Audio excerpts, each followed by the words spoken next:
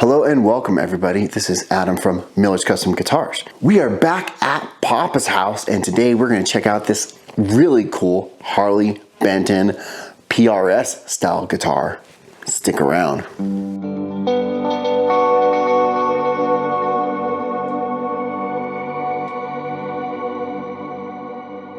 Hello and welcome everybody. This is Adam from Miller's Custom Guitars. You know, this channel is all about learning more about guitars, helping you as an instrument owner to know your guitars better, to learn more about guitars. But every once in a while, I drive over the pass from Sonora to Nevada and visit my father who lives in beautiful Dayton, Nevada. And whenever I do, I like to open the closets and dig through the drawers and find whatever cool instruments he has lying around, because he's been a musician for, I don't know, 7,000 years, and he's got a lot of cool stuff lying around. This time when we came to visit, he had a new axe in the arsenal, so to speak. This thing is very cool and I wanted to take a look at it. He's been talking to me about it for a long time and I wanted to take a look at it. So what we have here today is a Harley Benton. It is a CST 24T. This is a really beautiful guitar. It's very cool, and obviously this is PRS inspired. This has they call it a Meranti body. I had to look that up. It's basically a Philippine, strain of mahogany. It's basically mahogany. It's got a Jatoba fretboard.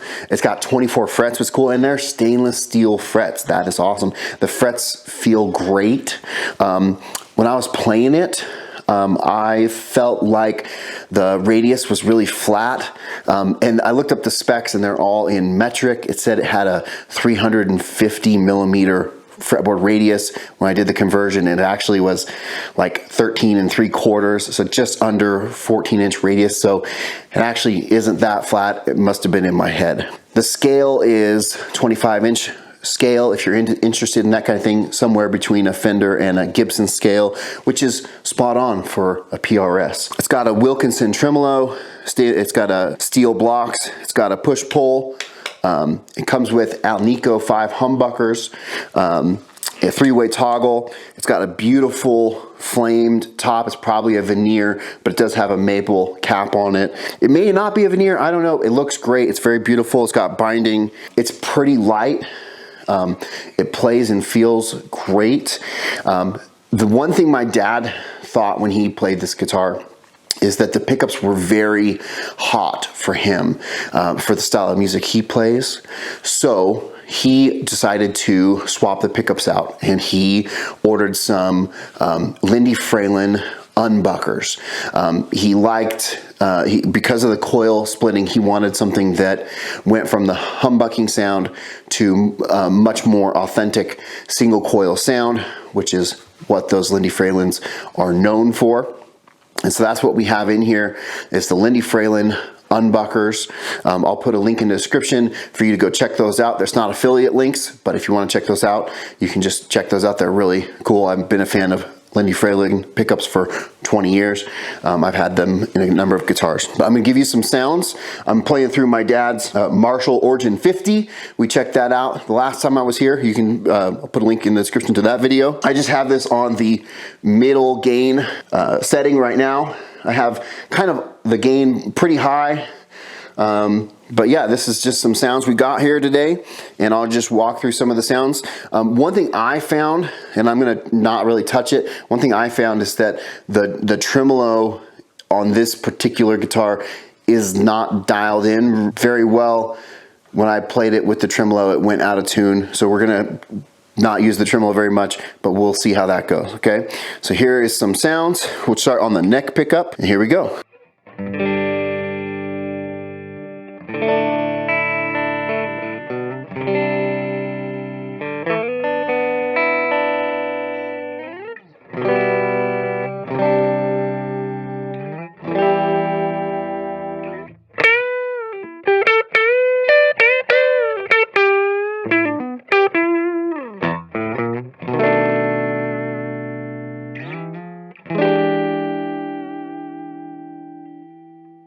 Go to the middle.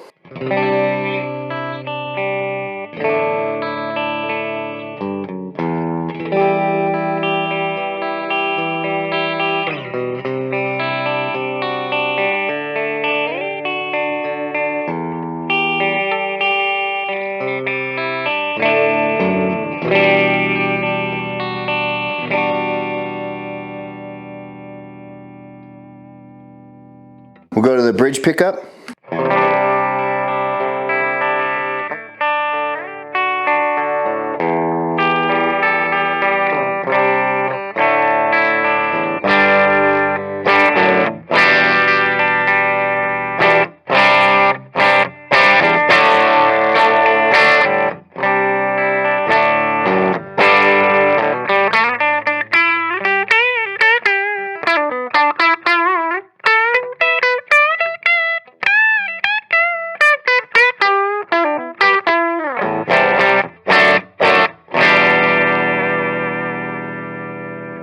All right, so that was humbucker sounds on all three pickups.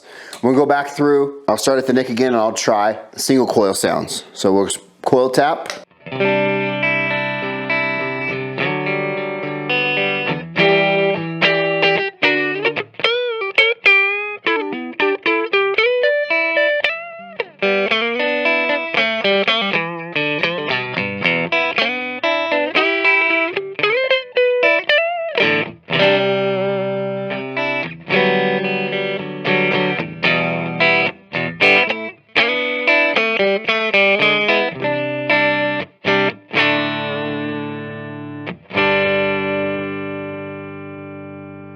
All right, we're gonna go to the middle pickup. This is still coil split.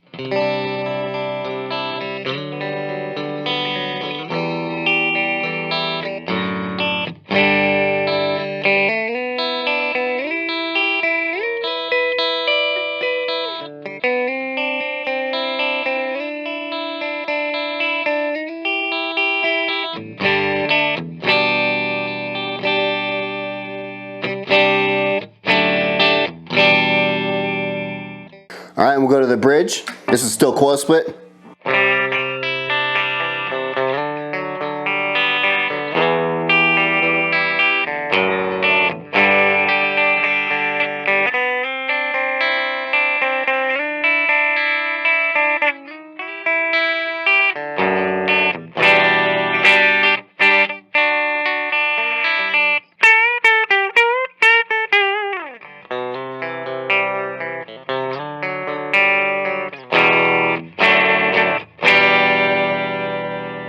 So now I'm just gonna play around a little bit. Whatever comes to me, I'll go just play around. I'll go humbucker, coil split, nick, middle, whatever feels comfortable.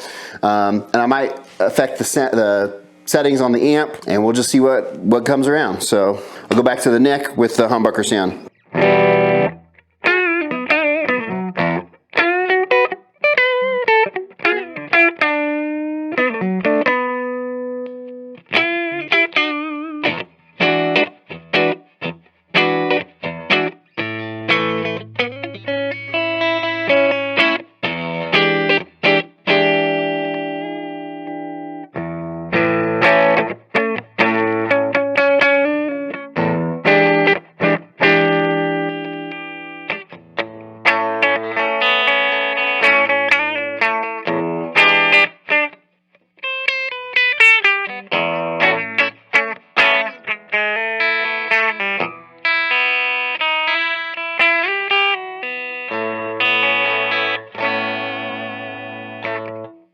I really like the in-between settings, especially on the coil split. I kind of like that for the...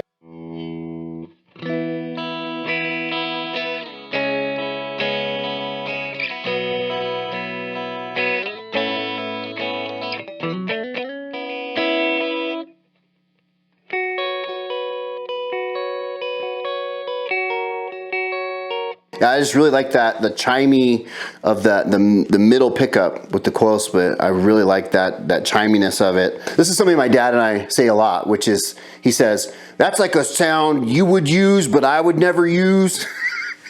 He's over there staring at me, judging me for all the stuff that I'm doing. But this for me is a sound I would definitely use, you know, that chiminess of like.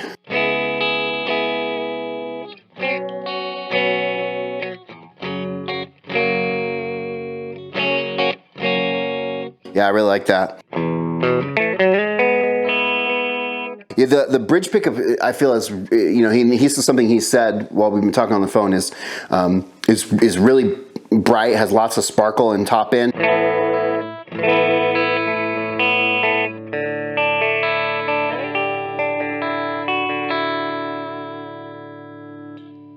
One thing that I've kind of struggled with is, you know, when you have especially coil splitting pickups, is you say, well, you know, can it, in the neck pickup, can it do the Strat thing? In the bridge pickup, can it do the Telecaster thing?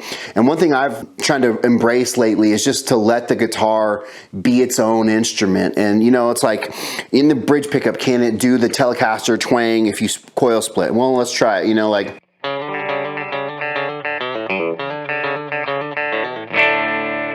Well, I mean, a little bit, but this guitar is not a Telecaster. Hey, we got a Telecaster style guitar right here. It's a really good version of that. If you want a Telecaster, grab a Telecaster. If you want a Strat, grab a Strat. Let this guitar be its own thing, and I think it's a really great sounding guitar. It plays great and it sounds great, and the sounds that this guitar has are its own sounds, you know, and it just sounds good, you know, and it plays really nice. So I'm going to switch to maybe a higher gain setting. We'll see how that works out.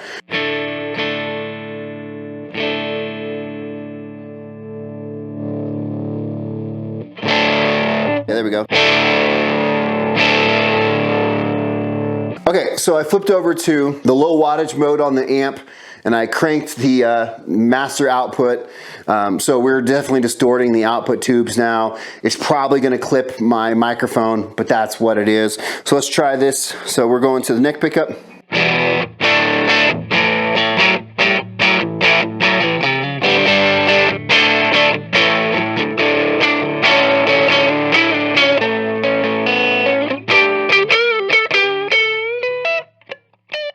Well, I lost battery on my main camera, but anyway, we got the sounds. The summary is, this is a pretty cool guitar. They sell on Harley Benton for like $265, but if you sign up for their newsletter, occasionally you get discount coupons, which is what my dad got this for. So he actually got it for about $220. There is shipping, and the shipping's kind of a lot. It's like almost $100, but all told, he paid less than $300 for this guitar, shipping, tax, customs, everything. So that's a pretty good deal, I think. I think it's definitely worth checking out. They have a bunch of different colors. Harley Benton's a pretty cool operation. You know, my dad has the Harley Benton Tele that we talked about in a previous video, and yeah, I definitely would check these out. What I told him though, as I said, next time you're ordering a Harley Benton, give me a call, because you can put guitars together and save on shipping, and he didn't. And he afterwards he goes, "Oh man, I meant to ask if you wanted anything, but it's too late." So next time he'll have to do that.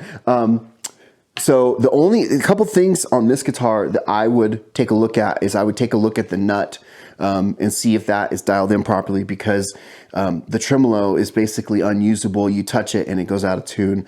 And it says it's got a graphite nut. It's not a tusk nut. It's just a graphite, and I just don't think it's exactly dialed in properly. But yeah, I think the pickups sound really good. I don't have my pedal board or anything here, so I can't put it through the paces with a bunch of overdrive and how I like it. And the camera died before we got to try the higher gain settings, but I thought it sounded pretty cool. You guys missed it. But yeah, it's got lots of tones. It plays really good. It's beautiful. It's light. The gig bag, in my opinion, is a little to be lacking, but what do you expect for such an affordable guitar? But it serves a purpose. It's a gig bag. I'll throw in some B-roll so you guys can see. But anyway, this has been Adam from Miller's Custom Guitars, from what I found at Papa's house. I have a whole playlist if you want to see the other things that we've taken a look at. And for more videos, you can subscribe if you are interested. Until next time, don't be a jerk.